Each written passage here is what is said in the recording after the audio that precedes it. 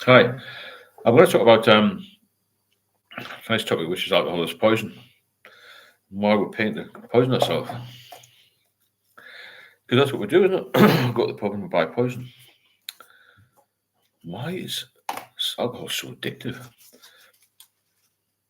I don't think when we start drinking we realise how addictive it is. That's the problem. We start drinking and we think, wow, it's really good fun. But it's not really, is it?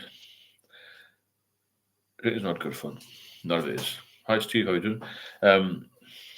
I'll get a few more people on to discuss what we're going to talk about tonight. But basically, I'm going to talk about two things really: why we poison ourselves, and did anybody warn you how addictive it could be?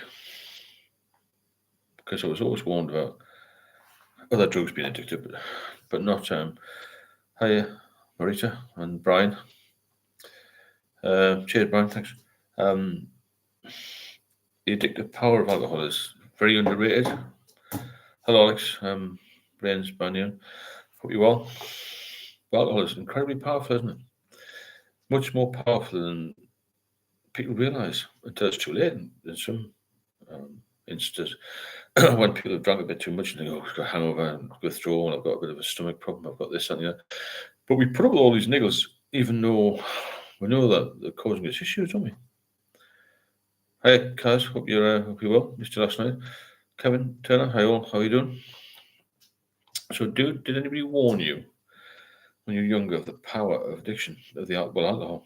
Because everyone knew about drugs, as they were in my day. Drugs, Hi, Johnny. Hope you're well. Had a good day and whatnot. So we warned about all these different drugs, but nobody ever mentioned alcohol. Alcohol's the biggest killer, isn't it? Hi, Catherine. Hope you're well. Nice to see you. I'm just going to reiterate because there's a few more people now. Why do we poison ourselves? We pay for the pleasure, don't we? You pay to kill yourself slowly or quickly in some instances. Dan, good evening. How are you? So nobody won't, still don't know. Even doctors don't really say, "Oh God, it's really bad." This they say, "Oh, cut down a bit. We've got any other stresses in your life. Trying to go to the pub as much. See what we can do with community place. Go and see them, see who can help you. All this sort of thing. You get diagnosed with cancer. It's like, wow, full on. Alcohol kills a lot more people than cancer, and it's preventable in a lot of cases, isn't it? I mean, the addictive qualities need to be more widely publicised, if that makes sense, because nobody mentions alcohol in this massive sphere of drug addiction, but it's just the same, isn't it? And I don't like this distinction between drugs and alcohol because they're all the same. So a heavy drinker who's addicted to drink is not as an alcoholic, is a drug addict. Simple as that, isn't it? But we never really talk about the power of addiction, which is a shame, really, because I think people may stay clear of it more if we're told about the number of deaths, number of bad things that happen to you, really, in layman's terms, because nothing good comes out of it, does at the end. Nobody comes out of the end of being a heavy drinker with a good story to tell. But we come out better when we get sober. I mean, you come out as a better person, don't you? If you've been really down to the bottom of the bottle and you've been a pain in the arse to live with and all that sort of thing. When you do get sober, you will reap the benefits tenfold, really. But the power of addiction is not really. Hi, Bertie, hope you're well. Just about the power of addiction, Bertie, and how we will fight to the bar. And it is like a fight, isn't it? To pay for what is essentially going to kill us. And you've got to have that sort of mindset now if you want to get sober. You can't have this fear of missing out mindset anymore. It has to be, wow, this is going to kill me. And I now realise how addictive it is. I didn't realise how addictive it was when I was 30 or 40, to be honest. I just thought I was getting hangovers and withdrawal because that was part of the game of heavy drinking. And not many people say, are you addicted? But obviously I know I am now, but it was nearly too late, really. But no one mentions that. He's addicted to alcohol.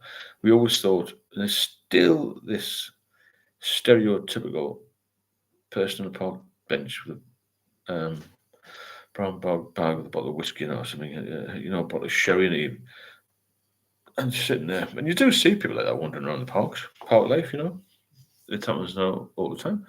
You see, homeless people, and they're there because the drink's taking them down. I was speaking to a guy in Manchester last year who had been next city trader in London, very wealthy, very well spoken chap, proudly educated, the usual. And he was in such a mess with it. He'd actually stopped drinking. But, to talk to a very interesting chap, very intelligent.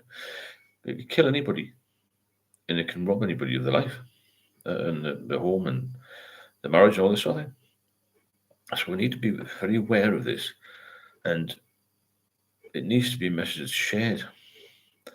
The power of addiction of it, because it's massive. It's much stronger than I ever thought. Even nowadays, how did I get in such a mess? Alex, these days I'm consuming massive amounts of alcohol to cope with recent unfortunate circumstances in my life. It's getting me through these down days. Yeah, but do you feel rough next day though? Alex, that's the problem. I know you're saying, I think we do reach for the bottle when we've got problems, but it makes them worse, I think, over time. But I understand where you're coming from, because I did the same. I don't think any other drug has a substitute placebo at 0% alcohol. True. You're probably right in that one. Tim Carter, evening, Stephen, everyone. Chris, my name is Chris. I'm an alcoholic. Hello, Chris. How are you doing? There's a lot of alcoholics on here, of which I am one. Been off for about 6 years, 6 years next month, actually. Prior to that, I did 8 years off and 4.5, 5 years on. So in the last 20 years, I've been on it 5 years. But that's 5 years when I was on it. Nearly killed me. That was a problem. And, that's one of these things where I look back and think, Christ, why did I even try after 8 years? Because I thought that I was cured. You're never cured, are you? You're never going to be a social drinker again. Once you realise that, then you'll be fine.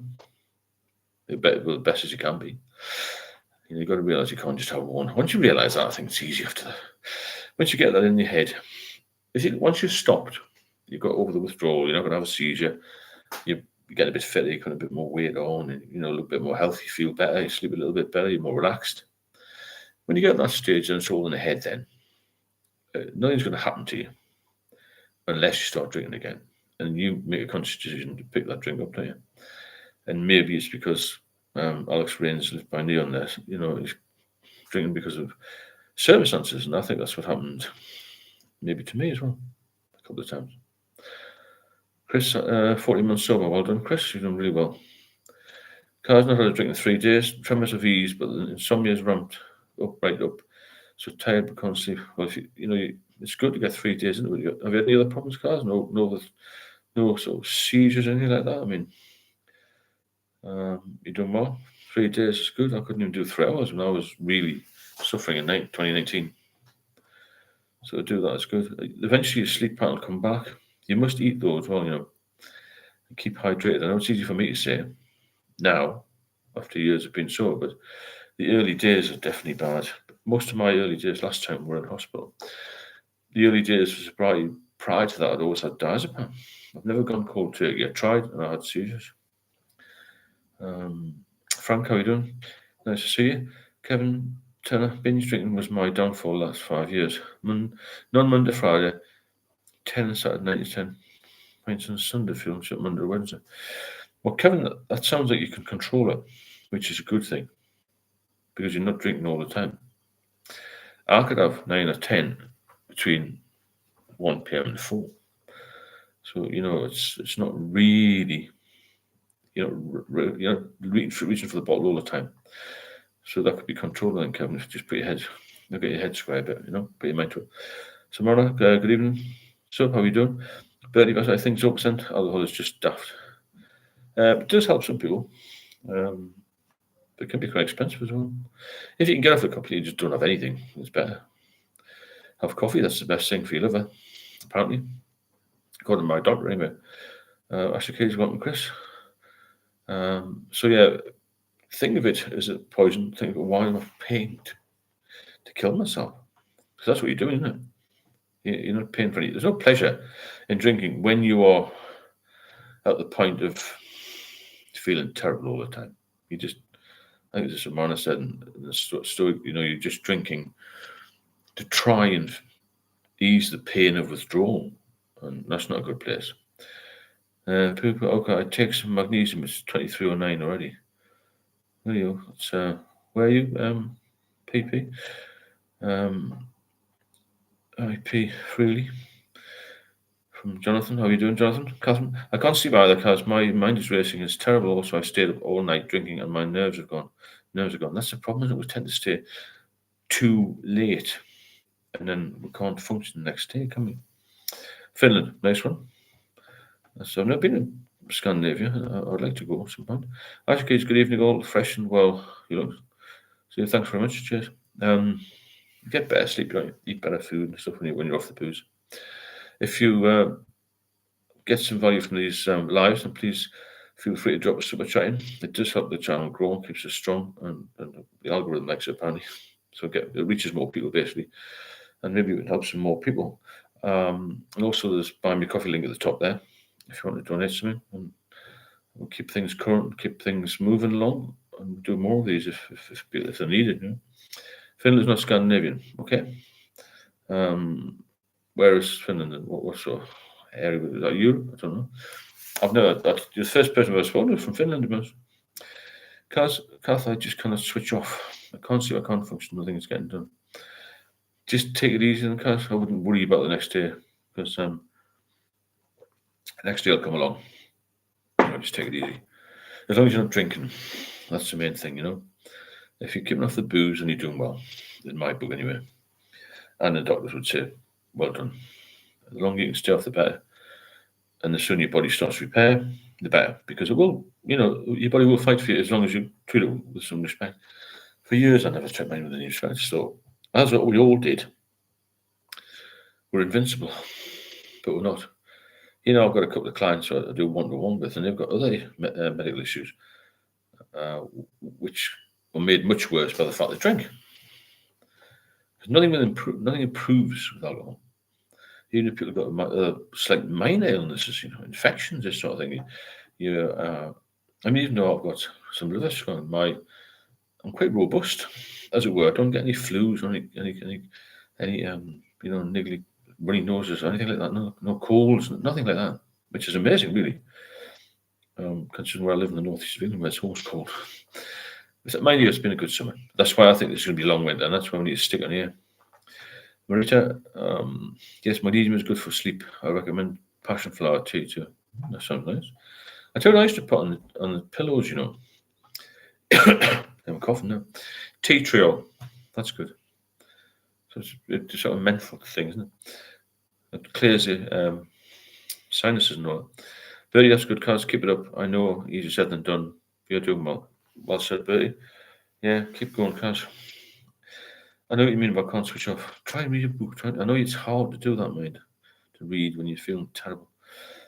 Actually, Cars, just stick to it. It'll get easier. Thanks, Ashley. Blackstone just found out there is a Star Trek cruise in February. Going to surf that. Really? It'd be horrendous, wouldn't it? Horrendous. It'd be really good. I meant it's horrendous. The class, Star Trek cruise. That'd be good. Well, what you're saving from booze, you can do a lot, can't you? I think the average heavy drinker will probably save about £1,000 a month, to be honest. If you put everything together with taxi fares, deliveries, and all that sort of thing. Catherine, I start to do something in the house and can't finish it. Why do I keep doing this myself? It's addiction, Catherine. That's what I was talking about earlier. We need to work out why we're addicted and get off it.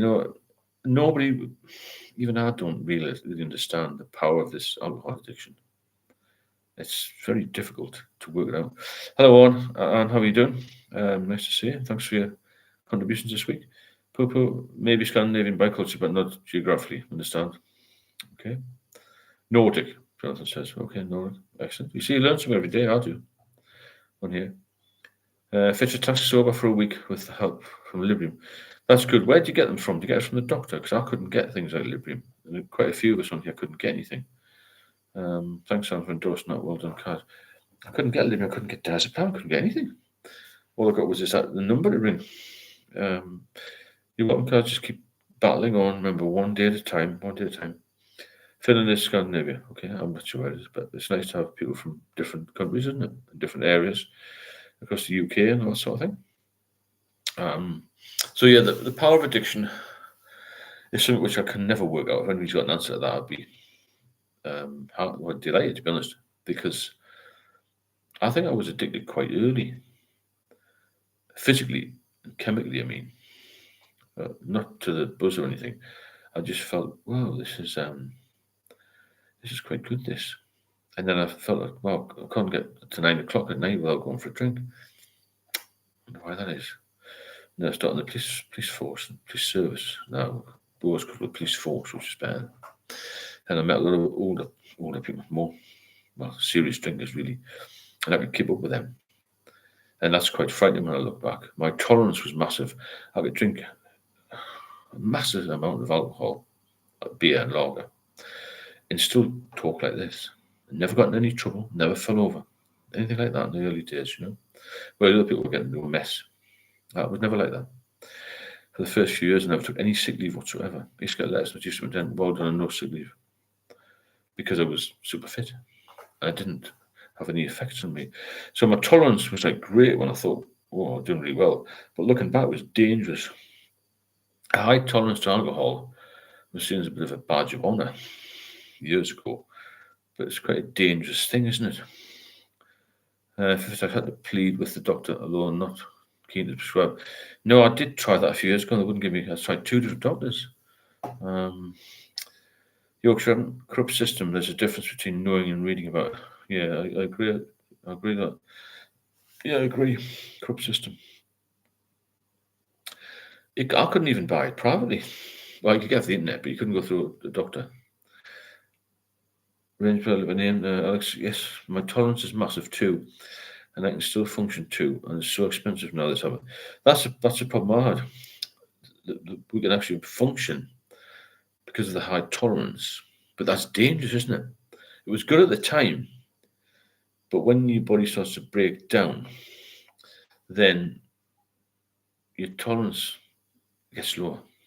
It goes through, it peaks, you see, and comes down again. But we only got to remember when you're not drinking, there's 2 lines across here. So you start the day here, right?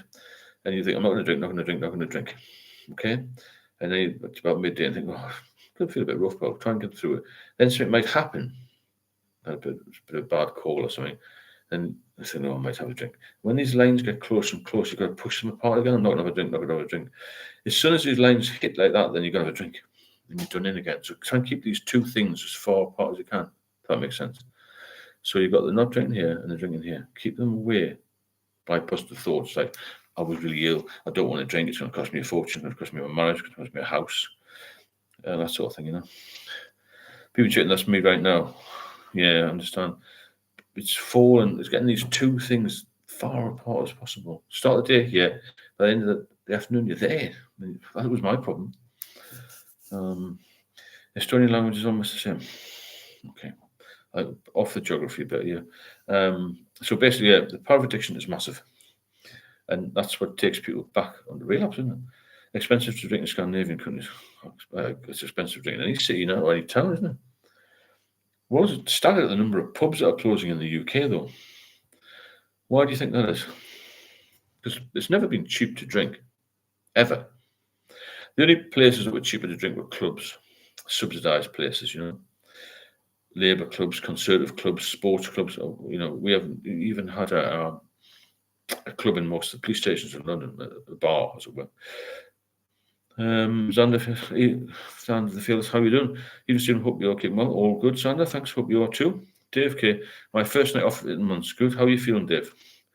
Norway has high alcohol prices. Yeah, I remember my parents going there and saying that was very expensive for drinking. Romsully, the killer is how cheap it is to drink at home. Like, you're right there, mate. You get so much cheaper to drink at home. But the pubs are going up in price and home is lower, so that's maybe why the pubs are closing then, isn't it? Yeah. If you benefit from these lives, please feel free to drop a super charge. Not very much. It helps the channel grow, keeps it strong. Every donation may help somebody else.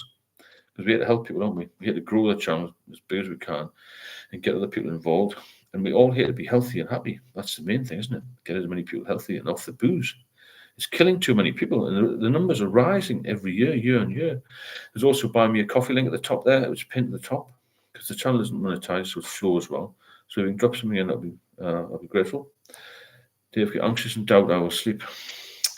Yeah, try and have some food. Keep yourself motivated, keep yourself positive. Even if you don't sleep, at least you'll have a lie down sober. Jonathan, I went to Wetherspoons today. I had a soft drink. I was surrounded by groups of drunken men talking nonsense. Yeah, Wetherspoons. I know people say to me, I put a lot of videos about Wetherspoons and say, oh, people have got the right to go anywhere and they can drink at 9 o'clock in the morning. Most of the people in Wetherspoons at 9 o'clock in the morning are alcoholics. I've heard that from bar staff. I know it. I've seen it myself. So no matter how much people will try and defend these sort of pubs, they are houses for alcoholics. It's as simple as that. They get warm, they can talk to their friends, mates, drinking colleagues, and they get a cheap drink. It's very cheap. It's open long hours. It's bound to help alcoholics in a way get worse, isn't it? It's contributing to death. That's my point of view. And it's free company. I'm sure I like. And so can you, obviously. Pubs are also far too expensive these days. They are in certain areas, yeah, definitely. Pub I would not drink even if I would get paid for it. That's right. You keep off the booze. It's your best, the best policy, isn't it? No booze. Neil, good evening. Hope you're well, mate. And nice to see you. So yeah, the addictive power of alcohol was never discussed when I was younger, and I'm not stupid. No, my colleagues, no, my friends are stupid. And you think, well, how did nobody know? So that's what it came down to.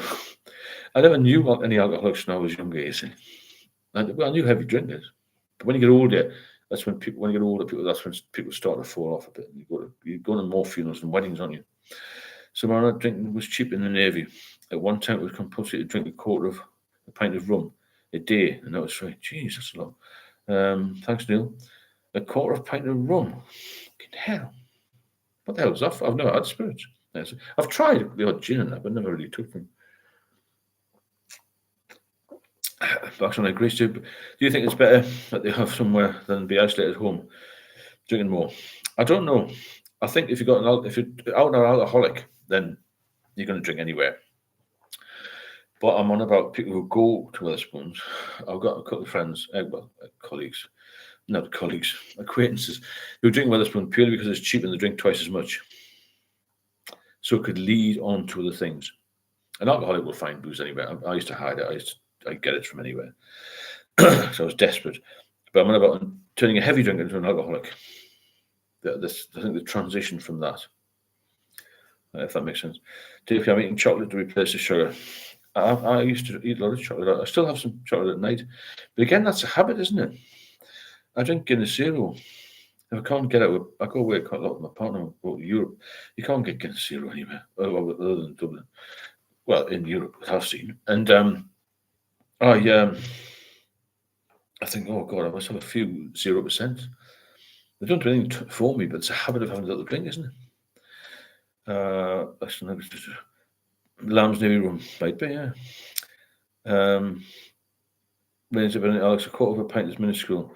Yeah, rum's quite strong, isn't it, Alex? Navy rum ration, it was stopped in 1975. Well, yeah. The thing with me, I mean, obviously, Alex is saying it's not a lot. For me, it would be too much because I'm an alcoholic. So any alcohol is too much.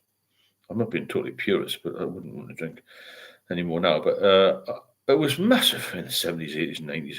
I mean, the 70s when I was late 70s, I was a teenager, wasn't it? So I was drinking then. Then the 80s and 90s, and the police was like, wow, it was expected that you drink really. If you didn't, it was like, what the hell's wrong with him? And that's just the culture. It's still the same now in most jobs, you know. People go for a drink after work. I was in hospital for 2.5 years, on and off. And the staff used to go for a drink. Why not? Actually, I was listening to music earlier, and it shocked me how much of my music is associated with being drunk. I get used to listening to music sober. Yeah, that's another one, isn't it? You can listen to nonsense when you've had a few drinks. I remember going to Italy on holidays with my ex-wife quite a lot before I had my daughter. I was sat outside the tent, just by the lake and Lake Garden, just listening to all this music on it. It was on them little iPod things or something before the MP3 or something. Not an MP3, that's just a machine gun, isn't it? They might use an MP, whatever it was. And listen to the Euro music, and I just lie in the stars. Oh, get dry. I'll just lie there all night and drink. But the music was good when I was drinking. I never got drunk, I don't know if that makes sense or not. I never got drunk. Just like this, I'll be talking like this, be fine, but I'll just be drinking steadily all the time. I never liked the taste of it. I prefer soft drink. It was a bad habit for the kick. Okay, Dave, yeah, we all drink for reasons, Dave. 100%. I think everyone drank years ago. It was the norm when I was young. Of course it was. It's still the norm now. And they say younger people aren't drinking as much, but cirrhosis of the liver is presenting in patients much younger. So they're doing something wrong. I think they're drinking stronger stuff. That's the thing. Hope you benefit from these lives. If you do, then please feel free to drop the super chat in or the buy me coffee links at the top to support the channel. That will reach more people. It's good for the channel, for this algorithm carry on, which is a bit of a mystery to me. And the more people get involved here, the more people we can help, the more people we can get sober. I've no doubt people benefit from this. I do. And it's nice to have somewhere to chat. And especially now it's getting dark. I've noticed how dark it is already. We're only just at the start of September. The summer's gone, hasn't it? It was quite a nice day today, but it's finished now. Long, lonely nights are coming in, which is long nights, not lonely particularly, but long. Neil Noble, I'm struggling too many trips at a time. I'm now a deadbeat. I have £49. The link is on the description of all the videos. Or text me if you want to do it one-to-one. Flick through some of the videos, there's a link on there. Ranger Benin, I am a very big guy, 20 stone, and 6'6", so I can drink a lot more than most, and that's not a boast. Actually the same as me. I wasn't 6'6", but I could drink a lot and still converse and not have any major problems. Samantha, good evening. How are you? Hope you're well. And we're talking about earlier, Samantha, about how people don't warn us about the addictive qualities. And it's one of them things where everyone warns you about drugs. This is a drug, but not particularly. There's no particular push for alcohol being so dangerous, Tell you, Mark, who are you going to dress up for as Halloween this year, Stephen? Just go with myself, as always. Jonathan James, yes, it's not as supposed to be 20 stone. I think it just means that, sometimes the bigger you are, the more you can take. That said, I knew a little fella I used to drink with called Kieran. I'll just give his first name. He used to get so drunk, he used to sleep in a grid bin sometimes in half uniform. Because he never fully changed before he went to the boozer. Tiny little fella. He came in the Met just when they lowered the height limit, or just did away with the height limit. Funny little guy with a beard. He was an ex-archaeologist. He could drink for England. Just tolerance, isn't it? Bertie, I'm bigger than you, Rains. Bertie must be a massive fella. Tell you what, yeah, grit bins aren't that big. No, he wasn't very big. The chap was 5'4" or something. Looked like a bit like a garden, no. Didn't look like a policeman at all. Good for surveillance. Kevin Turner, they put warnings on cigarette packets, they should put them on the cans and bottles. I'm not sure if that will make any difference, Kevin, to be honest. It's so socially acceptable, alcohol, that I'm not sure if the warnings would make a difference, to be fair. But it might be worth a try. He was a funny little guy, that Kieran. However, I don't know how big you are, but some people have high tolerance, some people don't. And I thought it was something good back in the day, but it's not. When I look back, it's just crazy, isn't it?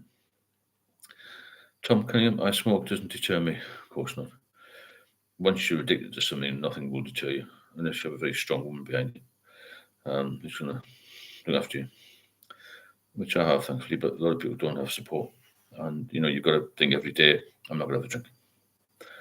I'm past that now. I would say I'm sober confident now. But there are days in everyone's life when you think, God, I could do with a drink. But not for me anymore. And not for you. Because it will take you straight back to square one and beyond. Tell you what, remember a couple of years ago, that guy fell asleep in one of those big wheelie bins and they never found his body. Oh, yeah, I remember that, yeah. That's another danger. This guy used to go to the grit bins, in the winter time. Thanks, Dave, for that coffee. Appreciate that. If anybody else wants to drop a coffee in to support the channel or super chat, then please do. It helps the channel grow, keeps it strong, and keeps everything current. Now, Steve, how did you manage loneliness during your struggle with alcohol? It's a good one, really. I didn't very well, to be honest. I struggled with that. I struggled with loneliness. And I believe that loneliness is a big contributor to getting worse with it. So it was a question of just trying to get through the night. I did try and get the pub now and again, but that made it worse, really. But loneliness is a massive factor. And I did a video a few months ago about it was called Long Lonely Nights, especially in the winter. And there's a good subject, how do we cope with loneliness? If anybody else wants to chip in on that one, how do you cope with loneliness? Because I believe that alcohol makes you lonely, and loneliness makes you drink more alcohol, if that makes sense to people, because one dovetails with the other. If that makes, it's one of them things. It's just a vicious cycle. It goes forwards and backwards, isn't it? Really, in a way. So I didn't cope very well at all. I did listen to a bit of music in the days when I had TV. Then I used to watch TV, but heating went off, and I had so many other problems to deal with. The odd phone call, but it was horrendous. It was torture, to be honest with you. It was absolutely torture, hideous living like that. And I believe a lot of people do live that. Most of the guys in Wetherspoons, again, they're pretty lonely, they're single, and that life's been created for them because of the booze, unfortunately. I remember a couple of years ago, I'd like to wake up on the piano. If I woke up on the piano, that would be a sign I had a good night. Banning the adverts would be a start. Could be. Would it change any of us? Would it have changed any of us? I don't think it would have changed me, to be fair. Hello, Scott Bob. Hope you well. Dennis, nice to see you. Dennis, hi, Stoic. If you're doing recovery right, you won't be lonely. You're right. Yeah, when you get sober, you get your head straight again, then you'll be fine. That's a good point. But I think Samantha was on about, the middle of when you're really at the height of drinking, you can't cope well, and you're feeling down, That's why I struggle with just me and the cat. Most like nights I talk to the wall. That is difficult, isn't it? Yeah, it's a good point you brought there about loneliness. It is a struggle. When you're just looking at the radiator, counting how many ribs are in it, or how many towels are in the bathroom. It's not a good way to live, is it? And you find other people don't want to speak to you anyway. That's what I mean about this. Loneliness creates alcoholism. Alcoholism creates loneliness. It's very difficult to deal with, and that should be looked at more, really. Tom, alcoholics I know who are well into recovery, the amount of them that say they saw an advert and it was insane. Right, okay. That's interesting, Tom. I didn't realise that. So about find others in recovery, it's not difficult. Good point. Neil, Stoic 100%. Tom Cunningham, I went to a recovery group earlier. Well, that's good then. I think we'll go to a group. Samantha, could you share tips on how to do recovery right? In Stoic philosophy, some might be struggling with this. Yeah, that's a good point, Stoic. Can you elaborate on this doing recovery right? Because that's would be helpful for a lot of people. Because even I don't know what doing recovery right is, other than trying to get healthy, eat right, trying to get some rest, and getting off the booze. But Stoic's wise with words. It would tell us exactly what doing recovery right is with help, wouldn't it? It'd be good. Scott, well, they want to help you. You have to want it. It's hard for us not to isolate. Yeah, good point. Catherine, good point. Samantha. It is, yeah. How do we do it right? Recovery right, for me, is just staying off the booze. But maybe that's a bit of a simple approach, Tom made me feel much better. Being around people who understand helps you realise you're not alone. Of course it does. Isolation feeds alcoholism. Of course it does. Yeah. But you need to want to stop drinking altogether. I agree. If you haven't got that mindset, I'm done with it, then you'll never recover. Unfortunately, that's the burn Lando, isn't it? And not long after come up out of rehab, back to square one. Yeah, it is hard to stop. It's not an easy thing, this. Dennis, loneliness is horrible when you're alone. What I felt worse was feeling lonely when you're around other people. Weird but true, yeah. Because you don't integrate as well. Yeah. If you'd like to drop a super chat in, please do. It helps the channel. Or there's a buy me a coffee link at the top, and helps the channel grow, helps the algorithm, helps other people, which is the main thing. And I hope we all get off the booze and stay off it is the main thing after that, isn't it? You know, we can get sober, but we need to stay sober. Neil, I'm really struggling. I'm starting to give up. Never give up, Neil. Text me on this number. I'll see what I can do. Never give up. That's another video I did recently. Check on the videos as well on the main site, you know, because there's a lot of information on there.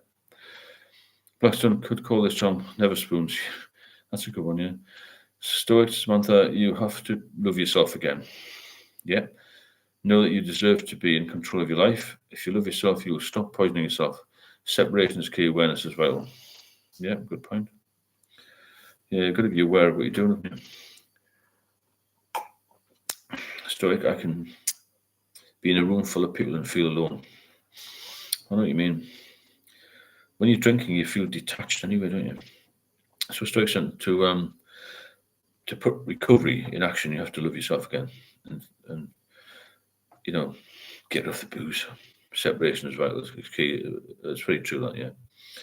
And be aware of what's going on. Scott, Bob, you have to engage yourself. Certainly do. Kevin, good night, all. We are the fighters. We'll beat this. Cheers, Kevin. Speak soon. Betty Bassett, that's depression, Scott. Bob, I feel like that. Well, it's a depressant drug, isn't it? Alcohol is a depressant drug. So that's beautifully put. Thanks for sharing that. Good with words, this Stoic fella. Love yourself again. Get well. You know, get healthy. And once you get off it, then it's up to you. It's your head that's going to, you know, be the thing that keeps you going. Because once you're off it, there's no need to go back, is there? But it draws you back in sometimes. That's the problem. So, Bob, we can heal from depression, but it's not easy. Of course, it's not easy. No, if it was easy, we'd all be super sober and healthy years ago. We'd have done it many years ago, but we haven't until recently. Most of us. I mean, some people have been sober a lot longer. There's you and there's your addiction. Any thoughts around drink is the addiction, whispering temptation in your ear? You have to stand up to it, fight back. You have as much right as anyone to be free. Yeah, good. You get this. You definitely get trapped, don't you? Completely trapped in it. You get immersed in it, and you can't break out, which is the problem, isn't it? You're never going to get out of it unless you focus. Betty, I have depression. No medication. No point in taking antidepressants if you're drinking. Yeah, because it won't work, will they? There's no point in taking any medication when you're drinking because it'll just negate it all. You know, the more you drink, the more depression you'll suffer. Definitely. Catherine, I'm tired all the time, and I think that's what's making me drink. I feel useless. I actually used to feel very tired all the time. So when I had a drink, I felt a bit more. I had a bit more energy. So I thought I might be diabetic. So I thought the alcohol was fueled with the sugar in it was going to make me better. But it felt so it was going to make me diabetic. So when I had a drink, I thought it was a bit of a sugar hit, but it wasn't. It was hitting the brain, wasn't it? So alcohol is definitely depressant, of course it is. That's where you get this sort of high and then low again, isn't it? And it becomes very, very addictive because of that. This high that you get, but we never think about the bad times. But that's the time. The time is now to think about the bad times and how ill you were. Because if you don't concentrate on the bad, then you're likely to slip back into having another drink. And as soon as you have one, you'll have two, and then so on. And then you're completely finished, aren't you? That's the problem. We all have depression sometimes. Definitely. Yeah, we do. I mean, I think I was probably worse with depression because of the fact I didn't know it was going to ever get better again, if that makes sense. I was feeling rough all the time. I didn't feel well.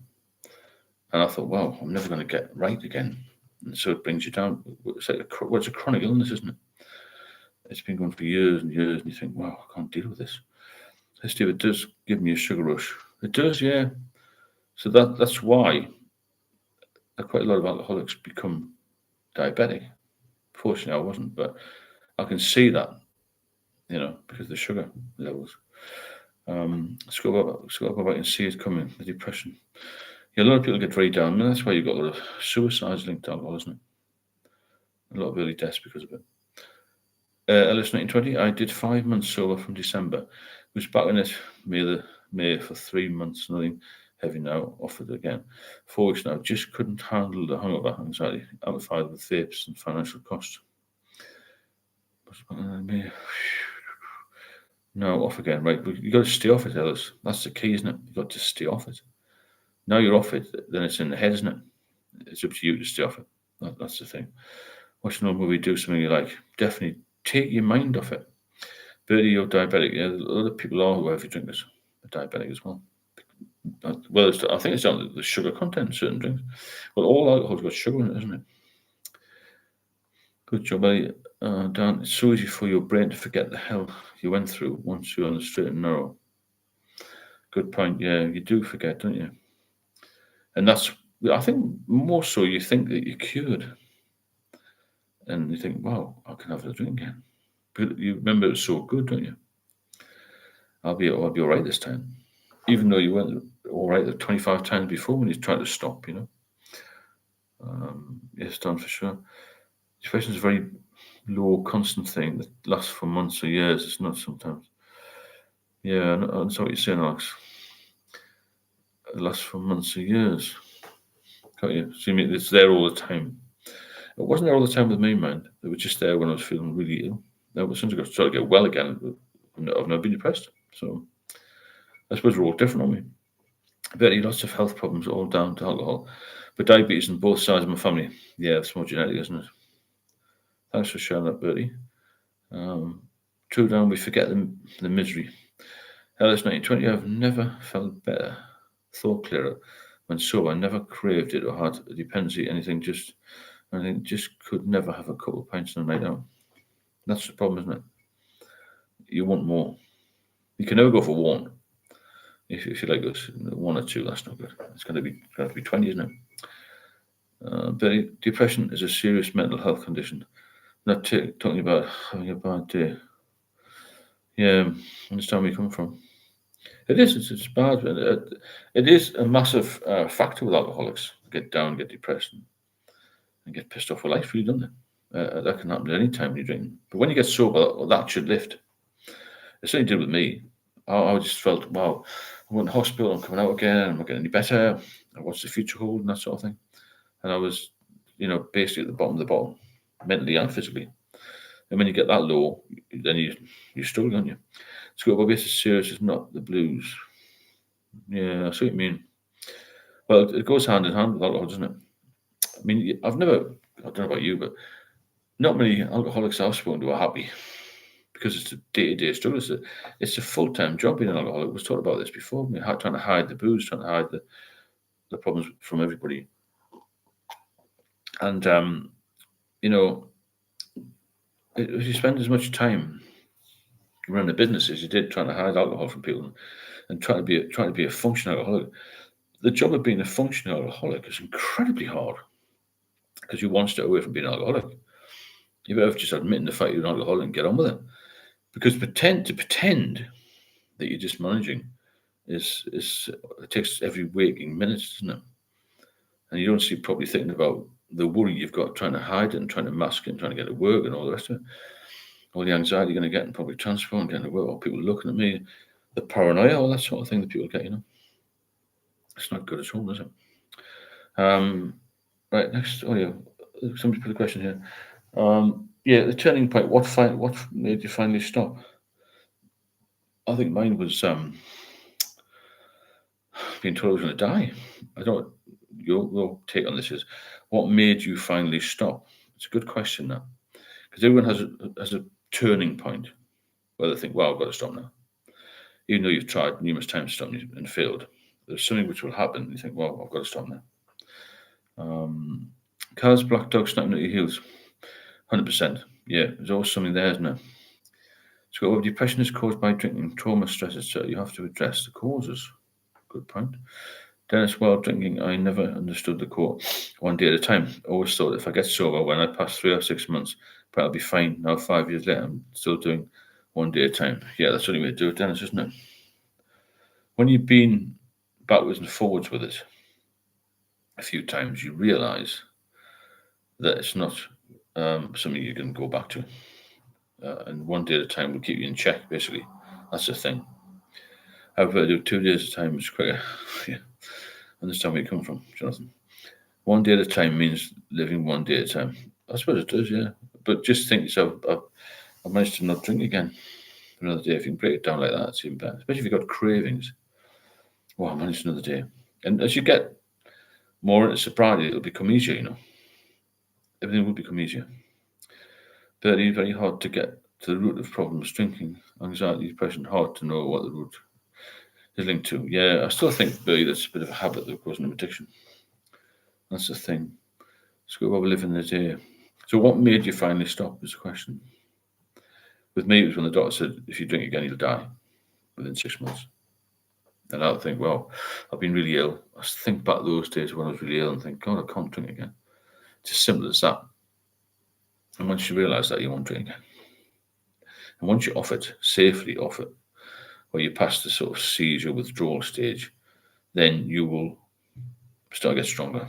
And then it's up to you. It's in your own mind not to have that first drink. And then you'll just think, wow, I feel better now. Every day you feel better. Every day your body will repair a little bit more.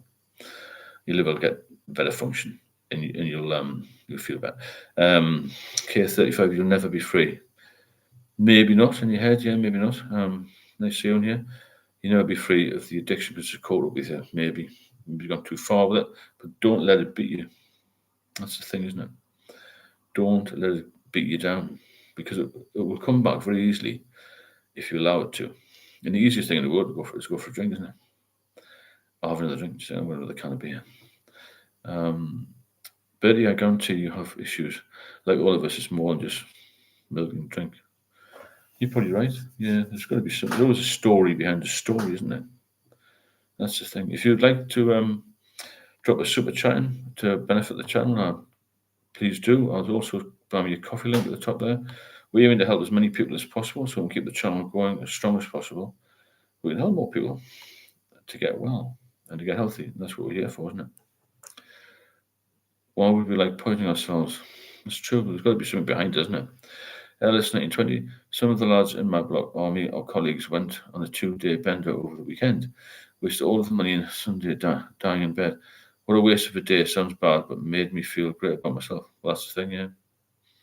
As long as you're not on it, you do feel proud that you've done it. It's like Christmas time, isn't it? It comes to the 1st of January, you're feeling great because you've been sober. And I was just worried about money, and it's going to be a long month, and then I feel like just death warmed up and it looked terrible.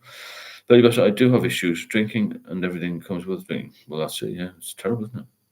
Coffee link, it's $5 in English. It's the same as Costa Coffee, isn't it? Which isn't that good, really. I'll tell you what the good coffee is that iced coffee, but don't have any syrup in it. K35, I stopped a month ago due to pancreatitis. Well, cleared it up at home, but by fasting and drinking water and then small, low-fat meals. Now I'm back drinking every day. You've got to come off it, TK. T8. You've got to come off it. There's a link in the description part of all the videos. I do one mention. Have a look at that and get back to me. Story 35. It's that thinking that keeps the addiction alive. The addictive voice will always be there, but we can live a free life. You get to a point where the addiction rarely asks. Yeah, because you passed, haven't you? You pass a certain point, don't you? Mike Rochburn, I don't know what that is. But let me know, Jonathan. You can change it, but only you can change it. That's true. You can only change it yourself, can't you? No, how do I buy your coffee? Charge me in pounds. I can't do that. It just goes on automatically, and it just converts.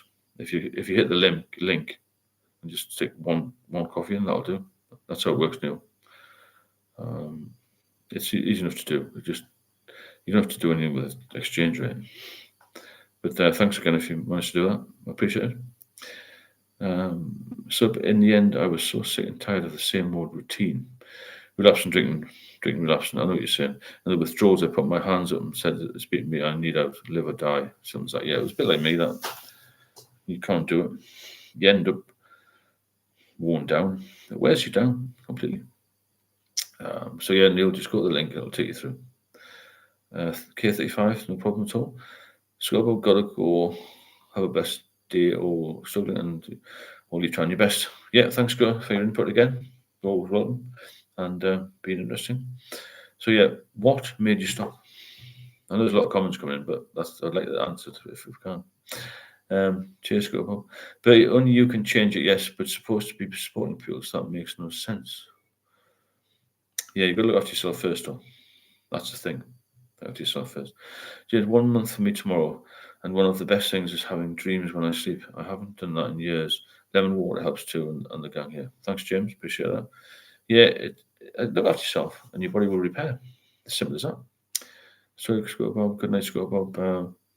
Yeah, the key to it all is just being sensible, not being an idiot like me anyway. Like I was in the past, with drinking too much and thinking it was clever. It's not clever, is it? It's not good. It's not clever. It's not. It's not cricket, really. It's not a good thing to be involved in heavy drinking. You think it is, and you think you're king of the pub, but it's going to kill you.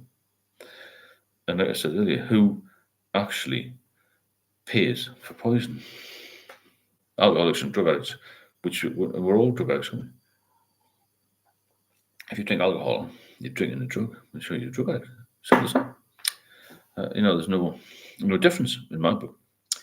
So most people, a couple of people have said they stop because they're going to die. Well, that's your choice, isn't it? Like I said before, you've only got two choices. You haven't got a third choice of social drinking anymore. You can either drink yourself to death, or you can stop and you can live a bit longer and live a better life.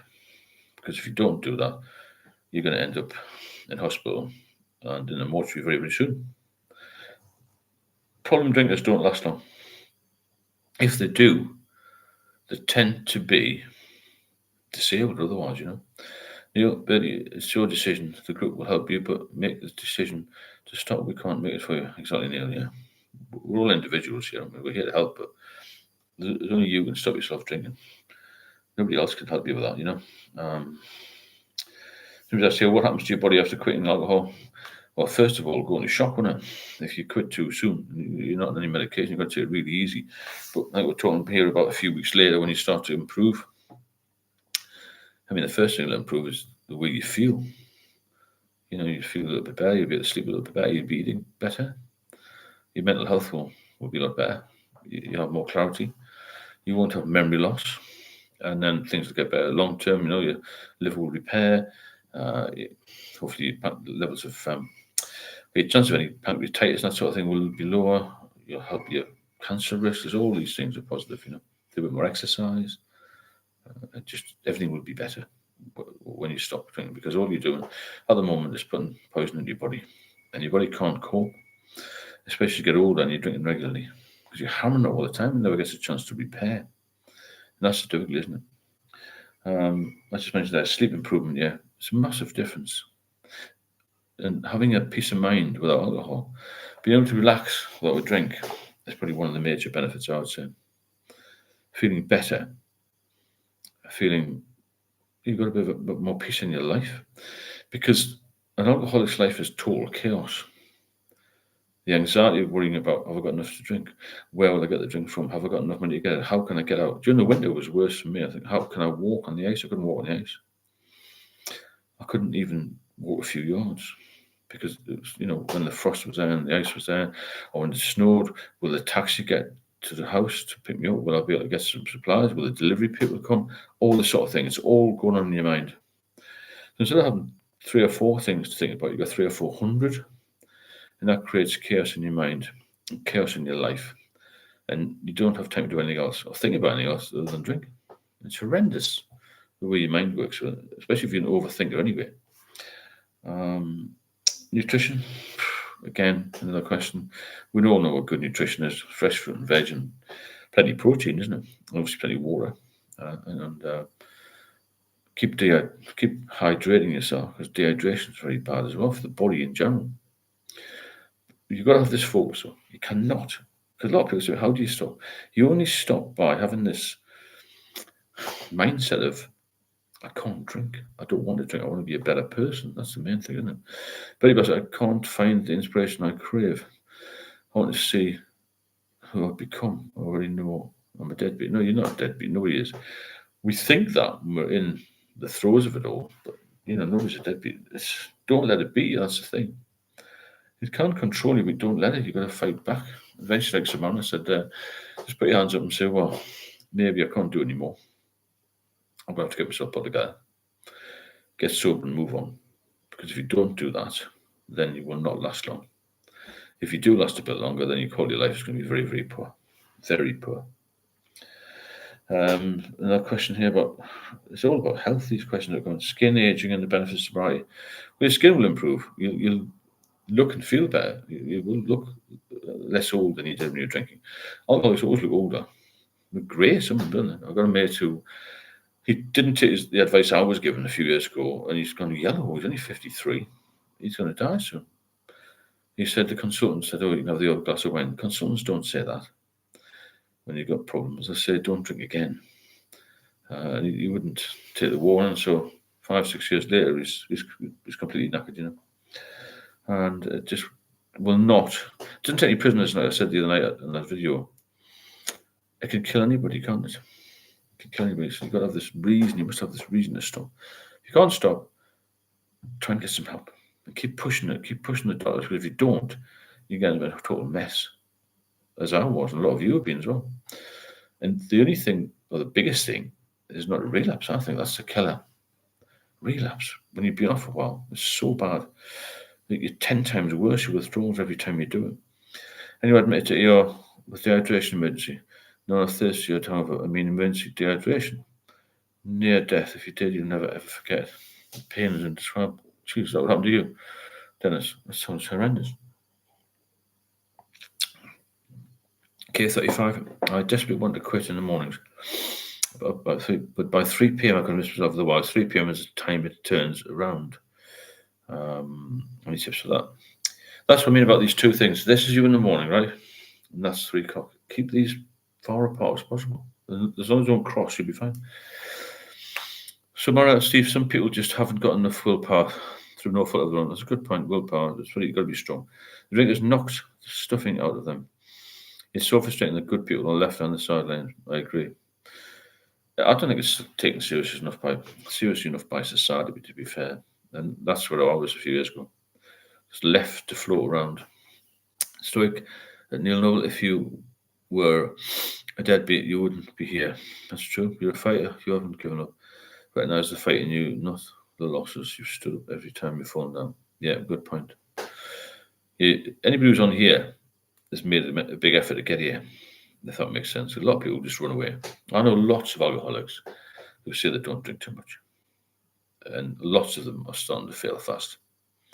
One guy's only 42, looks really emaciated, malnourished. He's in a pub all the time as much as he can be. And he's got a cleaning job, gets a few benefits. He drinks Wetherspoon's $1.99 for some sort of cider, Stowford pressed cider.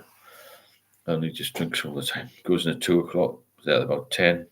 His days off, weekends off, because he works at a school. He's there from 9 o'clock in the morning until he goes home, which is normally late at night after he's thrown out of the pub. So, that's his life. He doesn't go anywhere else. And the time I've known him, he hasn't been anywhere. Probably maybe go to one of the Wetherspoons in Newcastle. And that's just a big deal. It's sad for a 42-year-old. He should be strong at that age, and he should be, living life and at least enjoying himself. Doesn't travel anywhere. It's because just the drink's got a hold of him. And as a submariner said there, he hasn't got the willpower to get out of it. He's just stuck in that cycle. I hope you benefit from these lives. If you do, then please feel free to drop a super chain or the Buy Me Coffee links there to support us. And let's keep helping other people, because every time we do this, every video that comes out may save a life. And that's what we're here for, isn't it? Because it's a safe space for people to come to and talk about their addiction and talk about their recovery. More the point. This is a good one, this one. Somebody mentioned. Friendships change in sobriety. As I've mentioned many times, the old mates, the old colleagues that continue to drink will not want to speak to you. Not with so much depth. But also you won't want to stand around talking about the same nonsense either. And I spoke to a friend of mine the other day, a retired doctor, and he said, they don't want to see you because they feel a bit of shame. You show them up. If you walk into the pub and you're part of this exclusive minority, as I call it, people won't want to know you.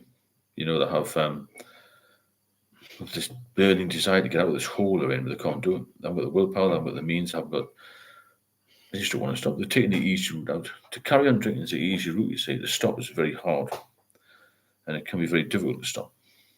And it's only, it's the survival of the fittest, unfortunately, isn't it? But you can be fit with a bit of help in here. Will help you do it. Most of us have been brought here together by a common bond, searching for answers. I suppose it's the first step of recovery. Yeah, you're right. Searching for answers. What is the answer? I know the only answer for me, and maybe yourself, certainly for a lot of people, is just to not have another drink. If you're still in an active addiction, it can be a spiral, or just goes round and round, or cycle. You can't get out of it. But you've got to one day think, right, I'm going to make an effort here. I'm going to ring the doctor. I'm going to ring somebody. I'm going to try and get some help. Push yourself along as well. If you had a couple of days, just keep going. If you haven't got any major withdrawal symptoms, then you can, once you're sober, you can get better. Hi Leslie, hi everyone. Better late than never, nice to see you. It's not about getting better. I mean, your prime example, Leslie, had a liver transplant. She's here, so that's fantastic, isn't it? So anybody can do this. At what stage you're at, if you've got the right headspace, as it were. Because, yes, so a friend, my best mate from school, is now sober and vegan and living her best life, and jealous, but she's been really helpful. Well, that's good, and you see, it's good support, isn't it? Very good support, that. And it's somebody who values you. The people who value you will always be there for you and support you. The people who are jealous of you will just drift off. But you don't need them. They don't have any positive impact on your life. Stoic recovery didn't open the gates of heaven, let me in. Recovery opened the gates of hell and let me out. Yeah, that's a good way of putting it. You've been there and fought it and then come out again. It's a very good way of putting it, actually. Well done, Stoic. Again, incredible words. Jonathan, Steve, you said it's helped you when your daughter said she needed you fit and well to walk down the aisle. Has that happened yet? She's engaged and they've got a little boy, so halfway there. I would never have seen a little boy, you see, which has been a massive thing for me. I probably had about 6 months to live in 2019 if I hadn't stopped. That was the problem with me. I was really, really, really at the bottom. Routine, I got Chinese food this Sunday with an ice cold can of Heineken. Well, that's not too bad. A couple of cans and that's kill you. Active addiction is going to kill you. But the other can of beer won't kill you. As long as you're not an alcoholic, obviously. I mean, there are social drinkers here, but not many. Not many. Because alcoholics can't socially drink. So alcohol-free days and nights can be enjoyed. And you'll feel better, you'll feel busier, you'll feel more alive. You've got a lot more energy when you're off the booze, Incredibly tired I was all the time. When I was really, really drinking a lot, to survive, as it were, I was just drinking, falling asleep, drinking, falling asleep. My eyes used to feel really heavy. Next minute, I'd wake up to I woke 2 hours later. I just fall asleep. I was so tired. So you don't sleep properly at all when you're really, really drinking to that degree. When you're drinking just to get out of bed, then you'll not get any rest, will you? That's the thing. It's not a good place to be. It really isn't. If you want to support the channel, the coffee link's at the top there. If you don't mind tapping that, or the super chat option as well. It helps us keep the channel going every day and keeps things moving along, keeps things current. The last thing I saw in the newspapers was basically about the number of pubs closing. As I mentioned, it's incredible. About 1,000 a few months ago. There's lots of pubs closing anywhere because of the price of things. But and I think that's going to drive people to drink at home, which is I said earlier. And I think people drink more at home, don't they? And I mentioned AI briefly the other night. When jobs go, people get more depressed, the recession deepens, people will turn to the bottle. I think the doctors are very fearful of that. And we need to be aware of that because once AI comes in, a lot of unemployed people. Wetherspoons will rocket their shares. That's a good chain to invest in, actually, Wetherspoons.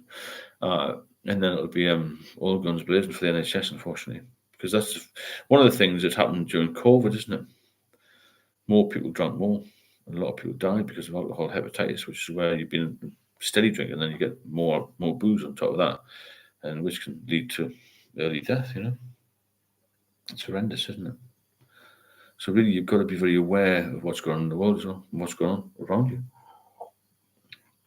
It's a big battle for anybody who's struggling at the moment because of the winter coming on, the dark nights, and then it'll hit late November, early December, when you've got all the adverts for Christmas. Very emotional time for people. All this sort of thing comes around, and that's a hell of a hit for a lot of people.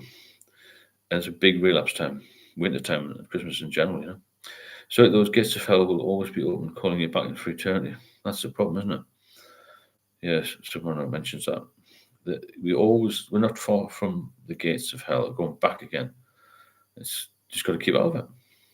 But when I try to explain to people who aren't drinkers how one drink could lead me back, they don't believe you. But we all know it's possible, isn't it? Alex, no surprise when it's £68 a pint in some places. Joe Stephen, yes, it's easier to buy a bottle of vodka or 8 and 9% lager or sell it for 150 in a can. Of course it is, yeah. Yeah, it's going to be really bad. More people drink at home. Alex, the pandemic made a lot of folks alcoholics, all the while their licenses are thriving. Of course they were. They were open, weren't they?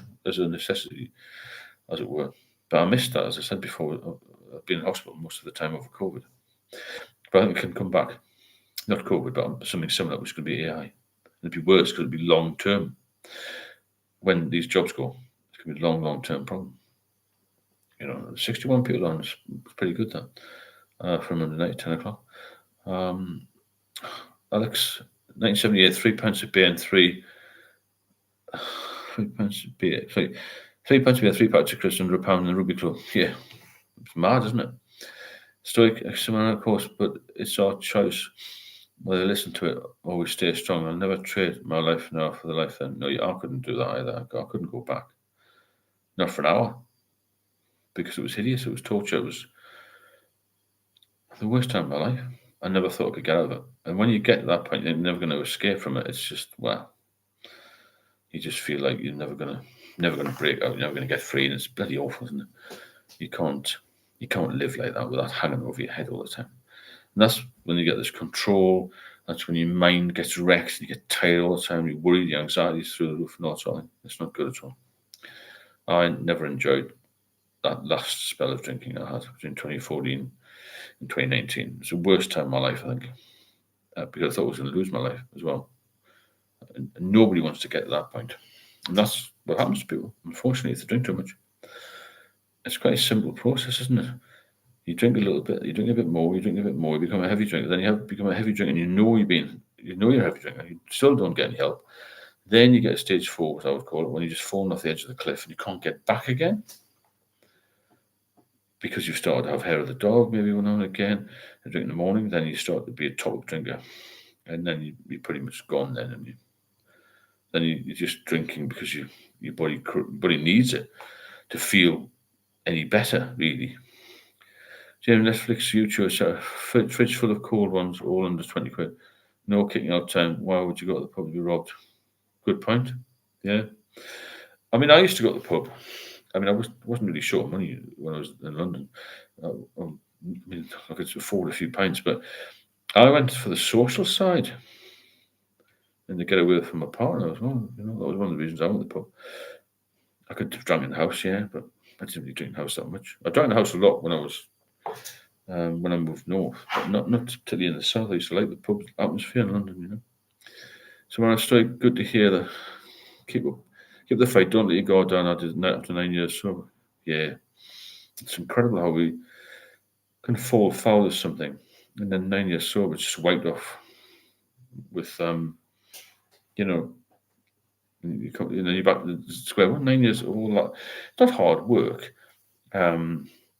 But it's 9 years of having quite a good life, isn't it? Plenty of energy and maybe do quite well, and then you just back on it again.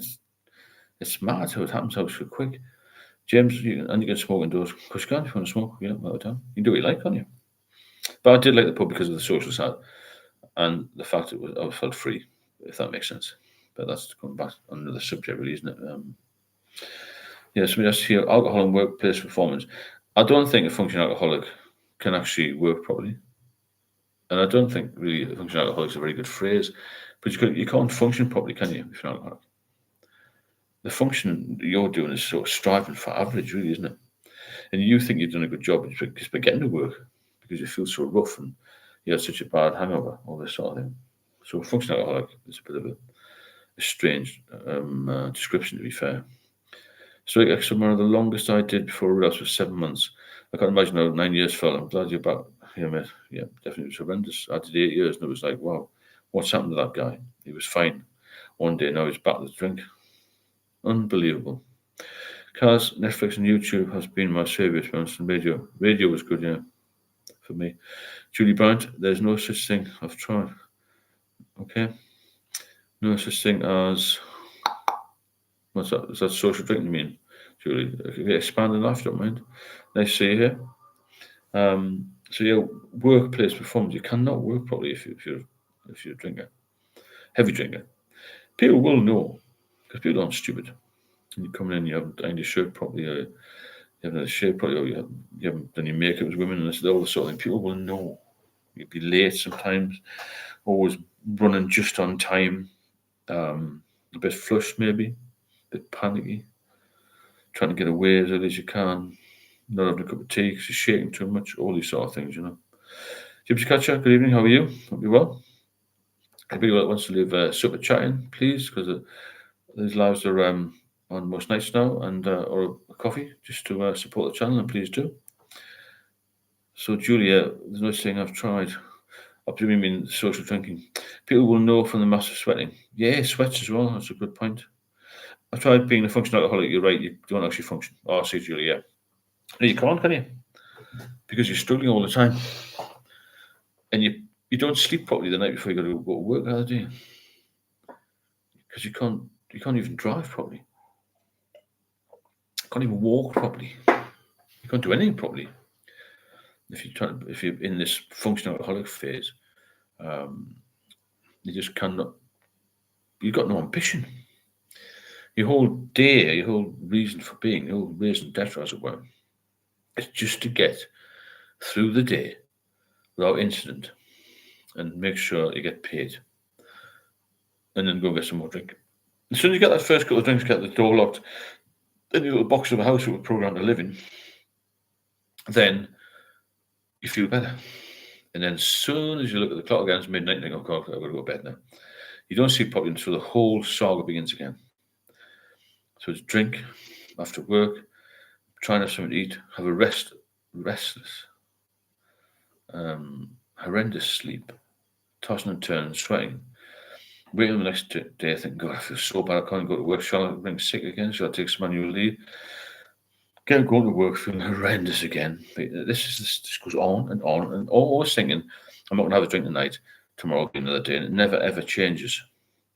Cars can't even drive. I gave my license back and sold the car. Yeah, I had a car just sitting in the car park where I live, and it just rotted away a few years ago. I had no chance I could drive. I can't even walk to the car and drive it. Everything goes, doesn't it? Off to bed at 4:30. Hi, good night, everybody, and good night, everybody. Good night, Stoic. See you soon. Thanks for your input as always. So yeah, it's horrendous the cycle of drinking, working, trying to work. You don't work properly, do you? You do the minimum, and people will notice that.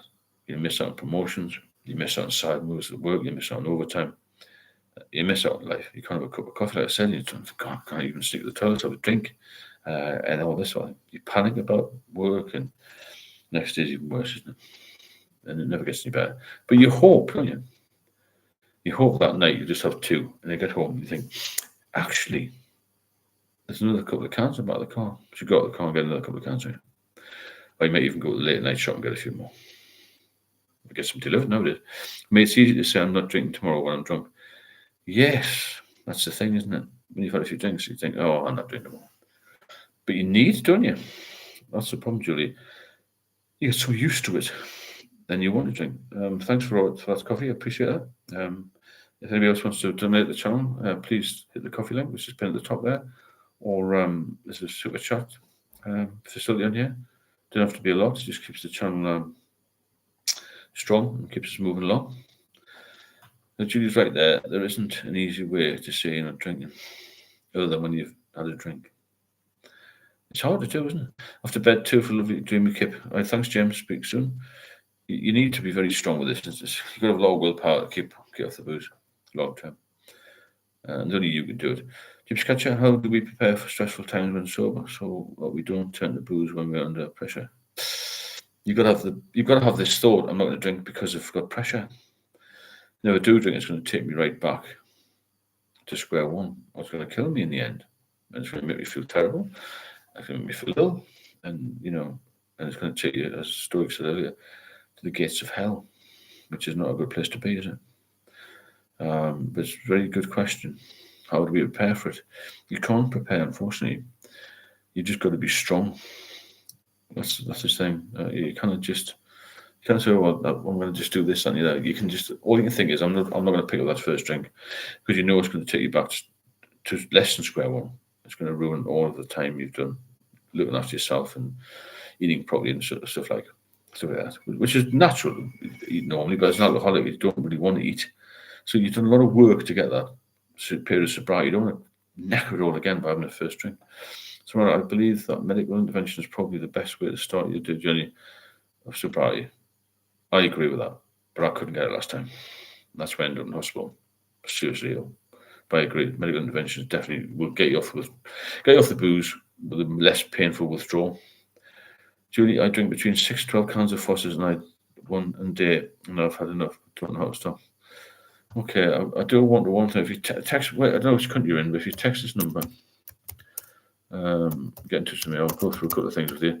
There's also a link, Julie, on the description part of all the videos, which will take you to a one-to-one thing program. Good night, Jim. London, okay, London's fine. That number there is mine above your comment. If you text me on that. Jonathan James, I once sat next to a woman on a plane who told that I'd been burning in eternal flames of hell. Bloody hell. She sounds pleasant. It was my ex-wife, was it? The woman on a plane who told you'd be burning in the eternal flame of hell. Jesus. Well, that's a funny thing to say. Strange, isn't it? But never mind. These things happen, don't they? So yeah, okay, Julie, thanks. So yes, basically, workplace, you're going to get noticed. You're going to stand out a mile if you drink too much. Jonathan, she also told me that my cat didn't go to heaven. Silly bitch. God, why are people so miserable in life? You know what I mean? So many idiots about them. So, Gypsy Catcher, ask yourself, does drink really help? Or is the issue still there afterwards? Only you feel worse? Yeah. Tackle everything clear-headed. You'll perform better. Defo Betty. Eyes for me. Julie, you recognise there's a problem and you want to stop. There's a start. Yeah, that's a good point. Samantha, yeah.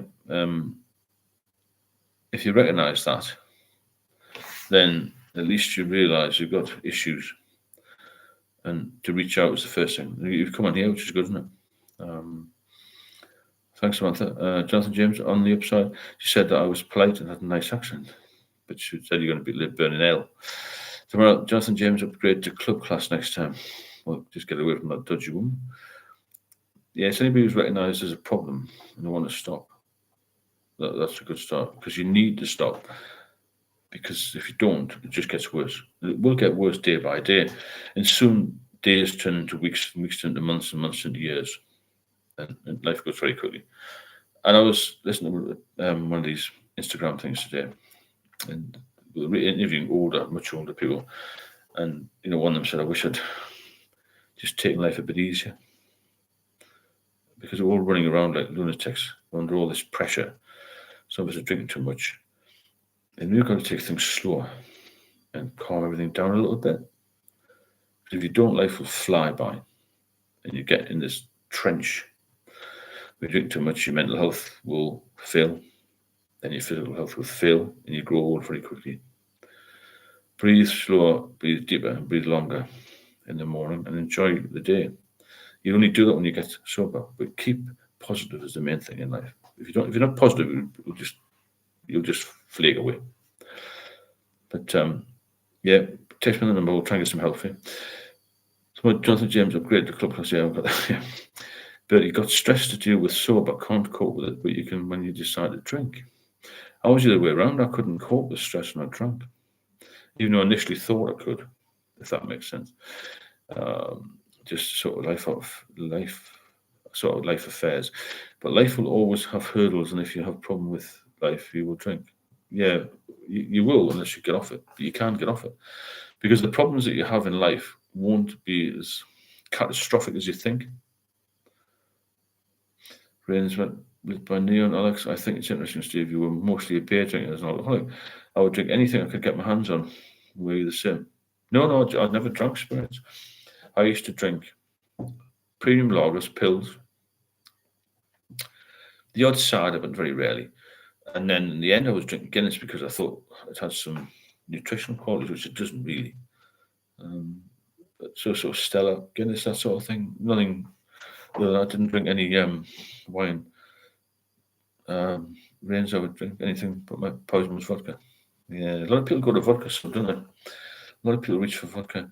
Julie, same, only lager. Yeah, it doesn't matter what it is. I mean, when I was younger, I was told stick to beers, lagers, not the top shelf, not the shorts, as it were, not the spirits, because they will hit your liver harder.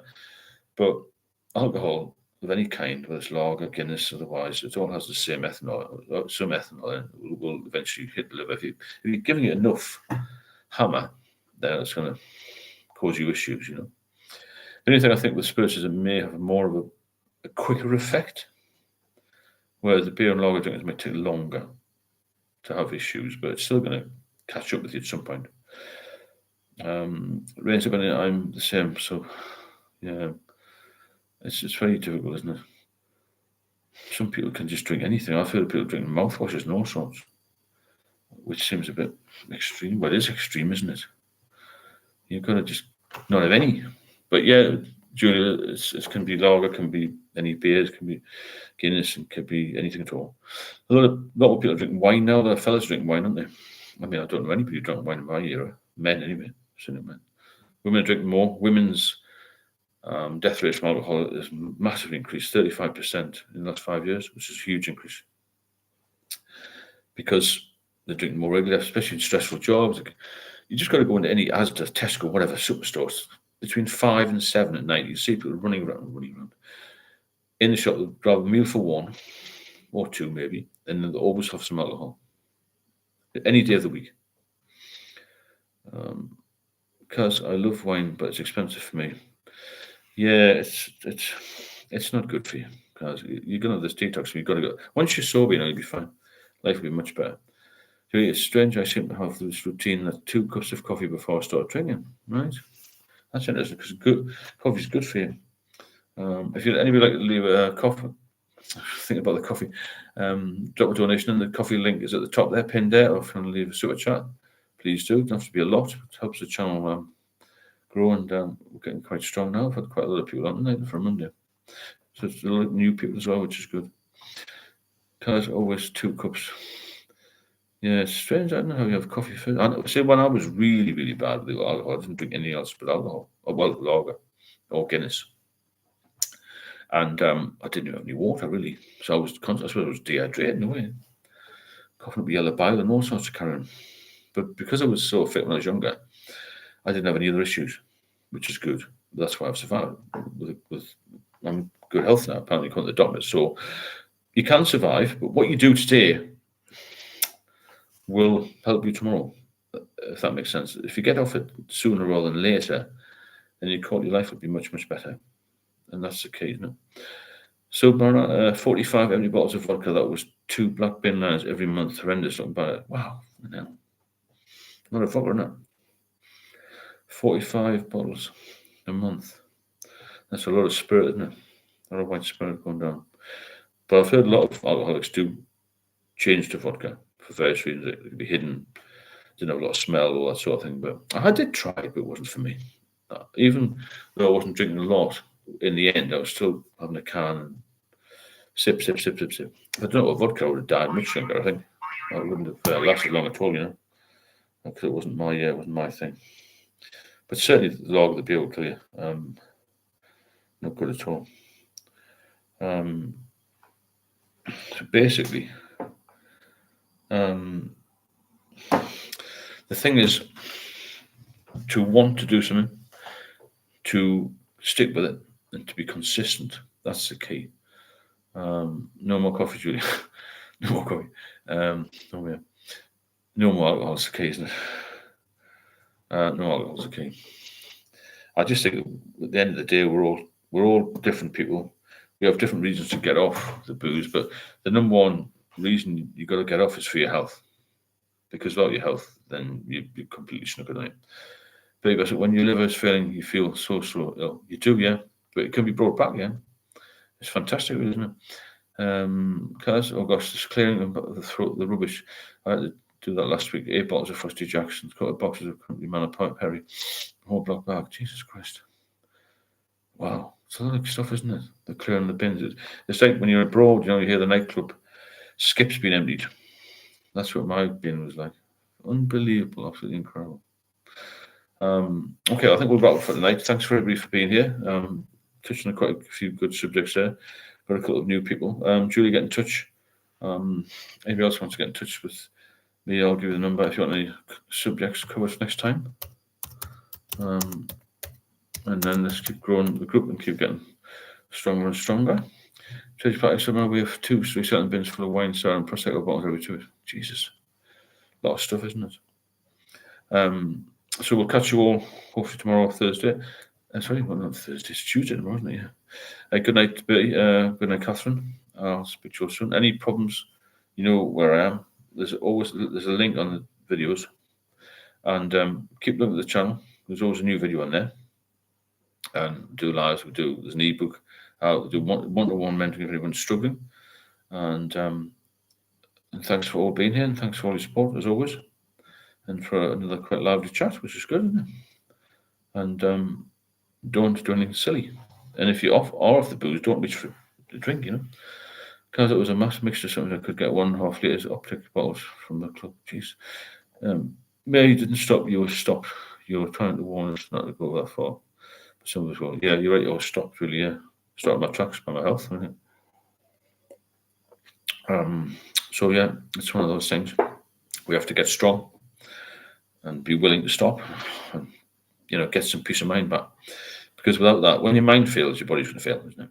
And it's a horrendous disease. Back to Steve, thank you. Chat. Sharon, take care, everyone. Thank you. So, I'll send you a text. Cheers, Julie. I'll get in touch with you. We'll take it from there. And we'll see you all very soon. And I'll put a post up tomorrow. And I shall speak to you very, very soon. Any questions, drop me a line. See you later. Take care.